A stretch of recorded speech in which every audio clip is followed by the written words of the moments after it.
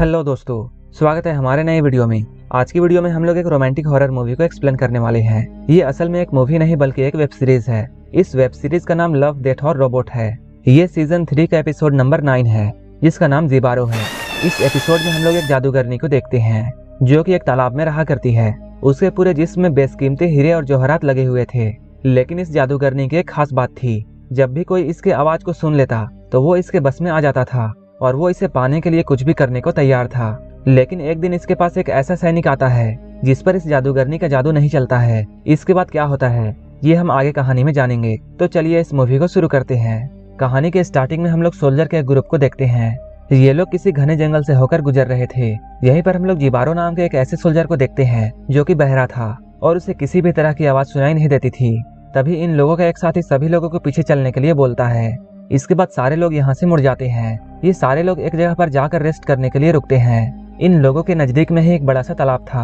वो बहरा सोल्जर अपने घोड़े को एक जगह पर बांध देता है। जब वो तालाब की तरफ आगे जाता है तब उसे पानी में एक सोने का टुकड़ा मिलता है।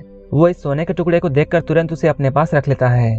लेकिन इन लोगों में से किसी को भी ये बात पता नहीं था कि यहाँ एक सायरन नाम की जादूगरनी रहती है, जिसकी पूरी बॉडी सोने और हीरे से भरी हुई है। वो सायरन जादूगरनी पानी के अंदर छुपी हुई थी और इन्हीं लोगों को देख रही थी। इसी बीच जिबारो को पानी में कुछ हलचल महसूस होती है और वो तुरंत पीछे मुड़कर देखता है, लेकिन उसे वहाँ कुछ भी नजर नहीं आता है।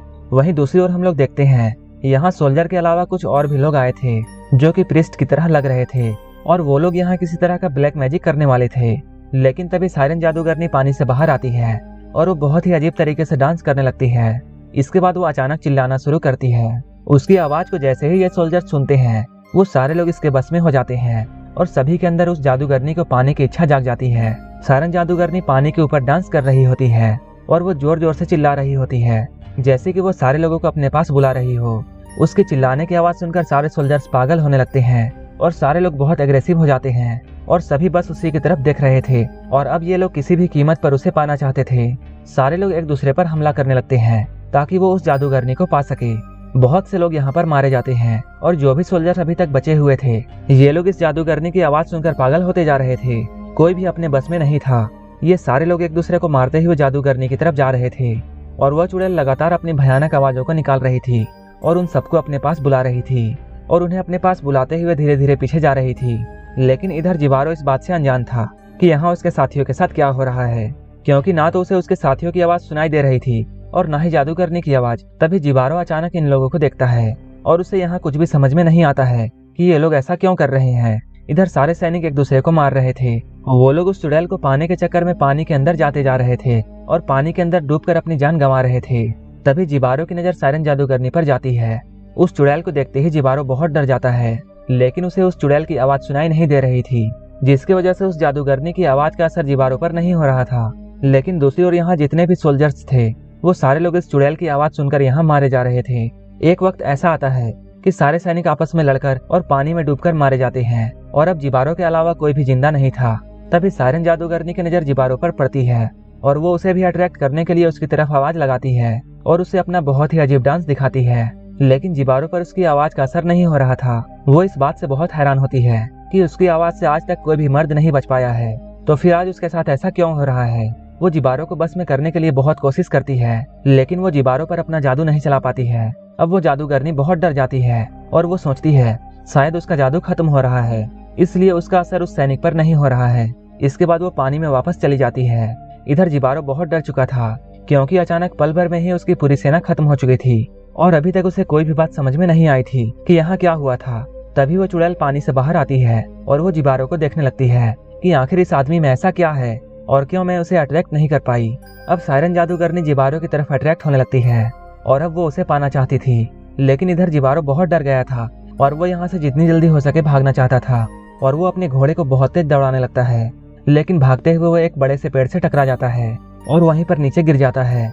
कुछ देर के बाद उसे होश आता है। वो अपने आप को संभालता है, लेकिन भागते हुए वो बहुत ज्यादा थक चुका था। इसके बाद वो नदी के किनारे एक जगह ढूंढता है ताकि वो रात में यहाँ आराम कर सके।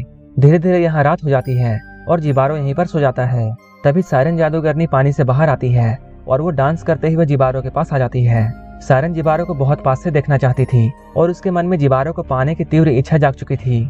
इसके बाद वो जिबारो के साथ ही सो जाती है। लेकिन जिबारो यहाँ गहरी नींद में होता है और उसे इसके बारे में कुछ भी पता नहीं था। कुछ देर बाद सुबह होती है। सायरन जादूगरनी अभी भी जिबारो के पास ही होती है और ये दोनों सो रहे थे। तभी अचानक जिबारो की नींद खुलती है और उसकी नजर जादूगरनी पर जाती है, जिसके बाद वो सायरन के बॉडी में लगे हीरे और जवाहरात को देखने लगता है। लेकिन तभी सायरन भी जाग जाती है। जैसे ही जादूगरनी की नींद खुलती है वो यहाँ से भागने लगती है। जिबारो उसे पकड़ने की कोशिश करता है, लेकिन जिबारो की हथेली में सायरन के बॉडी के कुछ सोने के सिक्के फंस जाते हैं।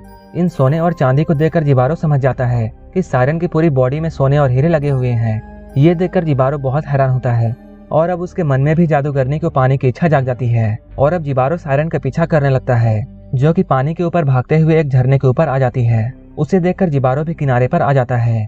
अब दोनों एक दूसरे की तरफ देख रहे थे। इसके बाद जिबारो अपनी तलवार निकाल कर यहीं पर रख देता है और उसे बहुत ही प्यार से देखने लगता है। जादूगरनी भी जिबारो की तरफ देख रही होती है।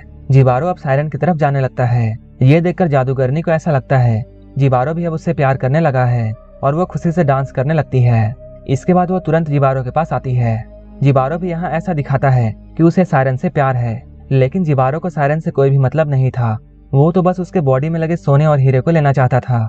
इसके बाद ये दोनों एक दूसरे के बहुत करीब आ जाते हैं और एक दूसरे को किस करने की कोशिश करते हैं। लेकिन सायरन के होठों पर भी हीरे लगे हुए थे, जो कि काफी नुकीले थे, जिसकी वजह से जिबारो जब उसे किस करता है तब उसके होठों से खून आने लगता है। लेकिन सायरन अपने आप को नहीं रोक पा रही थी और ये दोनों ऐसे ही रोमांस करने लगते हैं। अब जिबारो का होठ बुरे तरीके से जख्मी हो चुका था और उसके पूरे मुंह से खून आ रहा था।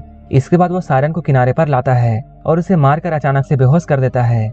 इसके बाद जिबारो उसकी बॉडी से एक एक सोने और हीरे को नोचता है और वो सारे बेशकीमती जवाहरात जो कि जादूगरनी की बॉडी में लगे हुए थे उन्हें लूट लेता है।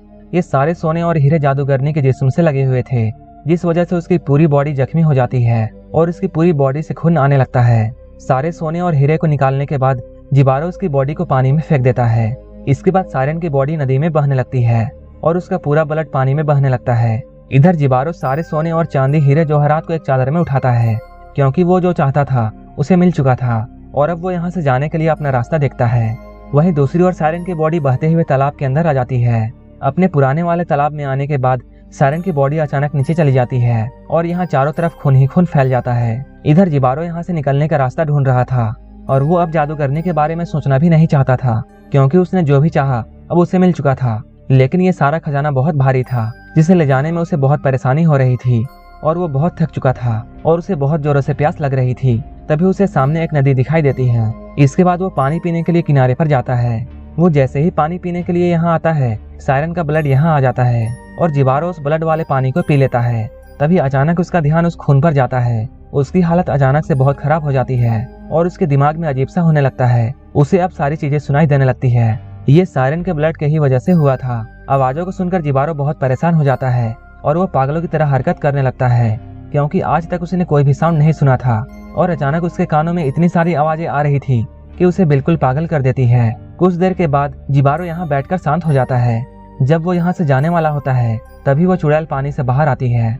जब वो अपनी बॉडी की ऐसी हालत देखती है, इस बात से वो बहुत दुखी होती है कि जिबारो को उससे प्यार नहीं था, बल्कि उसके सोने और चांदी से प्यार था और वो बस उसके जिस्म के हीरे और जवाहरात को लेना चाहता था। तभी उस जादूगरनी की नजर जिबारो पर पड़ती है और अब वो जिबारो की तरफ आवाज लगाना शुरू कर देती है। इस बार जिबारो को भी उसकी आवाज सुनाई देती है और वो उसकी आवाज की तरफ खींचा चला आता है।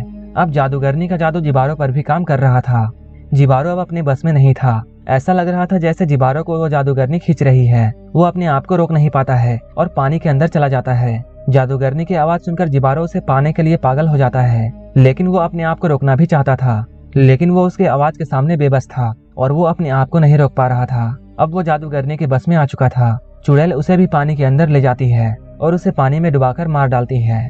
जिबारो अपने लालच की वजह से यहाँ मारा जाता है। इधर सायरन अपनी हालत देखकर बहुत दुखी थी, क्योंकि जिस इंसान को उसने पहली बार प्यार किया था उसी को सायरन ने मार दिया था। वो जिबारो को मारकर बहुत दुखी थी, लेकिन जिबारो ने उसे उसकी पूरी खूबसूरती छीन लिया था। सायरन के दुख के साथ यहीं पर यह एपिसोड खत्म हो जाता है। अगर आपको ये स्टोरी पसंद आई तो एक लाइक जरूर कर देना और ऐसे ही वीडियोस के लिए मेरे चैनल को जरूर सब्सक्राइब कर लेना। तो मिलते हैं हमारे नेक्स्ट वीडियो में।